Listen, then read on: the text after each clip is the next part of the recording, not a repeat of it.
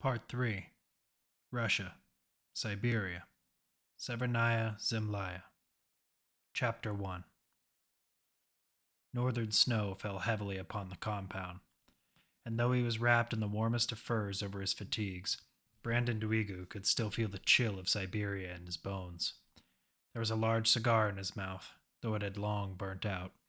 He had a taste for the earthy-tasting Cubans that had been locked away when he and his team had arrived here. His compatriots had noticed that the habit carried over in places he could smoke, without worrying about it going out every 2 minutes. Brandon moved a padded hand off his 50 caliber rifle to pull the Cuban away from his mouth. He spat the excess over the side of the tower. There wasn't much to guard out here. These shifts he had created were an exercise in readiness, but some nights it felt like a lesson in futility. Brandon knew it wasn't a shift he had to pull, but if he was going to ask his soldiers to do it, then he would do it too. He could barely look 2 or 3 meters in any direction before his vision was clouded by the dense fog and snowfall. It was nearly impossible to find his way out here 10 years ago. What hope did anybody else have of finding a military base that wasn't on anyone's maps? Icebox? It's Vels.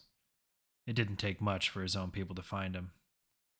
Yeah, Brandon replied on his comm, slightly annoyed. Hargraven's chopper is loaded up. We're ready to head out. The sniper let out a sigh. Send the next shift up to my post. I'm on my way to see you off, he said sternly. Understood, sir. To Val's credit, he tried hard to please his commanding officer, but always to no avail. It wasn't personal. Brandon didn't need any friends out here in the wastes. All he needed were soldiers. He picked up his rifle and moved to the hatch by his seat. He began his descent down the rungs and closed the hatch behind him. As he reached the ground, there was another padded soldier ready to take his place. Got a light? Brandon looked for a patch with the name on the man's coat. Coats. Yes, sir. The soldier produced a pre-war flick lighter from one of his pockets and torched his CO cigar. All right, up you go. Brandon jutted a thumb towards the ladder, while exhaling smoke. For a moment, he watched as the man made his way up, taking in the dark surroundings of this hall. The only lighting came from single hanging bulbs attached to long iron rods. Each was spaced out several meters apart. For every bit of light, there was an equal amount of darkness. This was one of 4 hallways. Each led down a corner wing, and all the hallways were adorned with cells. The Russian architects who laid the plan for this facility had earned Duigu's respect. While it was an easy building to find your way in, it was eerie enough to make you not want to. Brandon assumed it was a scientific facility, in addition to a secret prison. It certainly looks like a gulag. He continued down his hall towards the hangar. Standing at the end, just at the door, was Hargraven. Was I taking too long? He stared at her figure, wrapped in a leather jumpsuit, her flight helmet in hand. Somehow I knew you wanted to speak with me before I left. Privately, she replied. You never did like leaving anyone behind, Brandon joked. If you never dragged ass, I wouldn't have to. He knew she was teasing him, but some wounds, even those that were 10 years old, never really healed. Have you heard from the old man recently? He asked. Nothing. It's almost like he's gone off the grid. I'm making it a point to get over to New Purgatory after your boys are taken care of. After the first 3 years of back and forth, he had been able to make Nyala come clean about the old man's death. If he were truly gone, there'd be no reason for her not to stay with him. It was a test, one of the many Jack put him through to make him better. That's why Brandon didn't believe Nyala now. It's surprising that Morrison's been able to maintain his diplomatic facade. If what you told me is true, then his numbers are higher than they were 5 years ago. People left in the world don't have access to information like we do. And if they did, they wouldn't care. Everyone's got their own problems now. Shit. Sound just like the old man. Still gotta do something about it, aren't we? Brandon. Nyala shook her head. I'm serious. Look, I have my own army out here. With the planning, we could do it right this time. We can't do it without him. God only knows if he'd want us to try again. We fucked it all up 10 years ago, and look where that got us. She tossed her helmet at Brandon. He caught it at his chest, and looked at the reflection of himself. He wasn't the young man that had been in Jack Newsom's team all those years ago. The old man lives like it's still 10 years ago. I had to crawl back to the Rangers. Dale is probably dead, and Otto's in a cell. Don't get me started on you. Brandon took a long drag of his cigar. The line about her crawling back to the Rangers gave her away. He knew that if she was deep with them, she wouldn't have had the time to come out here. That, and she looked like she hadn't slept in days. All the signs of a long, continuous flight. No, the old man needed her to come out here when I called her. He's still checking up on me. He stared at her as he exhaled the cigar smoke. He felt slighted that she thought he was still the dumb kid that was part of their team all those years ago. Whether it be the game she was playing, or if she were telling the truth about his failures from the past, he would hear none of it. I did the only thing I knew, Naola. I found the hardest place to survive and got better. I got people to follow me so they could do the same. And if there's one thing I do know, it's that the old man didn't just fall off the grid. If there's anyone who's been angry about what happened, who's been plotting revenge these last 10 years, it's him. You shut the fuck up. Brandon tossed Naola's flight helmet to the ground and pushed her up against the nearest wall, letting his cigar fall to the ground. You could have had anyone you wanted, the sniper whispered in his smoke-cracked voice. But you chose the old man. You said you loved him. But you're sure not broken up that he's missing. That spells bullshit to me. She edged an elbow into his chest and pushed hard, slamming Brandon back into the hallway. You have no right, she started slowly as Brandon got control of his footing, to judge me, not after what you pulled. I can accept the choices I've made. Everything I've done since that day has had a purpose. Can you understand that? Is it so bad that I have a goal to right what I did wrong? That goal led us to ruin, Brandon. It would lead us there again. It's better to just let it go, Naola said. Brandon shook his head as he hunched down and picked up his cigar and plucked it back between his lips. Yeah, well, be sure to tell the old man that when you see him. I'm better than his games, so you should stop playing along with them.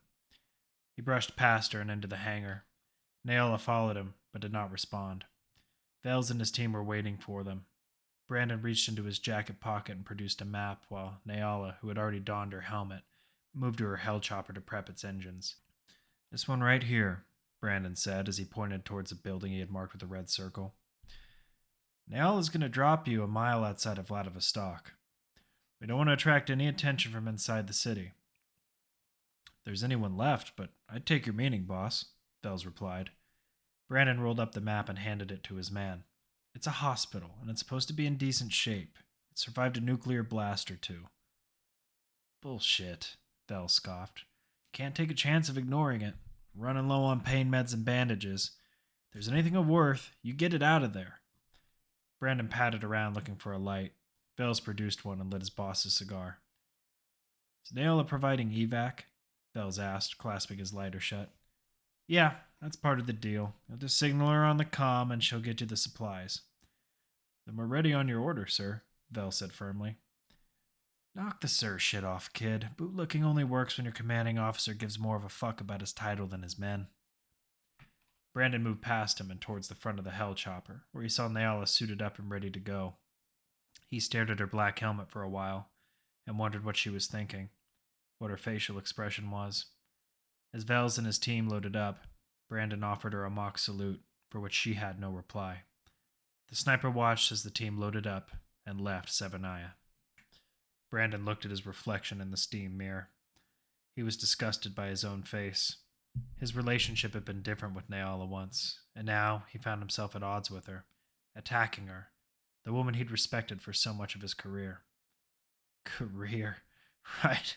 That shit was over a long time ago. This is survival. What the fuck am I?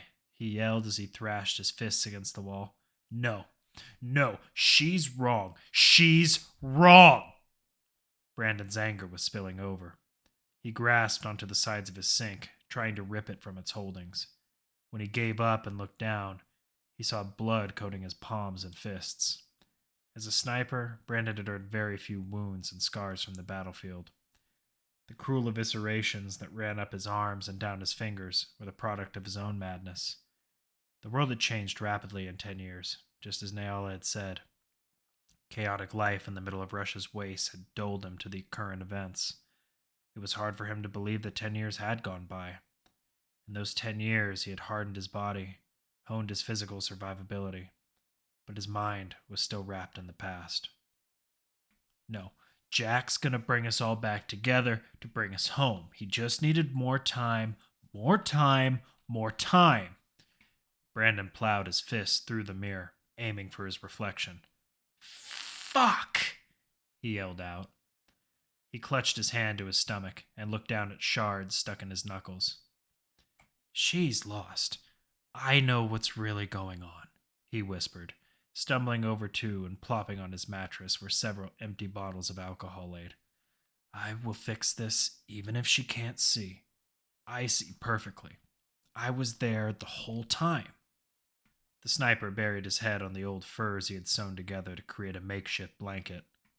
No matter how much he drank, he couldn't forget her words. They unlocked his older memories, his failings like a key. It brought back all the hate he had for himself, for letting his team down. Fuck you, fuck you, fuck you! Brandon tried covering his ears with his hands in a vain attempt to keep himself from hearing 10-year-old sniper rounds ringing out, the faint screams of men he had felled, the impersonal way he had murdered so many from distance. And still, through it all, he was validating her claims, with his attitude and his drinking. He could see that clearly enough, but he didn't care. He had sent Vels off on a suicide mission 200 miles away for bandages and ibuprofen, and asked a personal favor of a friend he'd long worn out his welcome with. When Brandon finally sat up, he let his feet out in front of him, knocking the bottles off the mattress. His head felt light, and though his vision was blurry, he could see the blood from his hands and arms against the bedding and on the floor. How much longer am I going to keep doing this to myself? He asked out, before collapsing back into the bed. As Neala hovered above the ruins of Vladivostok, she was reminded of the cruel nature humans had the capacity for when pushed to their breaking point. Many of the buildings were nothing more than giant refuse piles that were collapsed atop one another. While some of the larger ones still stood, they were visibly devastated. Windows were blown out, chunks of lower and upper floors missing. It was worse than any of the destruction in New Purgatory. That made her wonder how anyone had survived outside the Cloudbreaker countries. "You boys are going to trudge through there? Good luck," Neala said through the comm as she brought the Hellchopper to a descent. "If the Ice Fox is right, then it'll be worth it," Bells responded. "Get your gear ready, guys. She's bringing us in." "Tell me something, Bells," Neala said, just as the man was about to head for the chopper's main hold. "Is this worth a couple of anesthetics and medical gauze?" She reared up on her paddles, slowing their drop. "Look, I get what you're trying to do," Bells started. "I'm not sure how you and the boss know each other, but he saved my life. Saved Tex's, saved Zavance's, Edwin's, and Trey's." Neala looked down at her controls. These men didn't know Brandon as she did, but she hadn't known him much of the last 10 years either. "He might be an ornery son of a bitch," Bells continued, "but without him, we'd all be lost." The thump of the Hellchopper hitting the ground signaled Bells' men to rise and ended the conversation. Neala let the aft ramp down. Harsh light reflected off it and brightened the cockpit. "Thanks for the ride, Ranger." Bells threw a mock salute, then went to catch up with his men. As Neala brought the ramp back up, she thought about what Bells had said. Saved my life. She prepped her bird to take off again.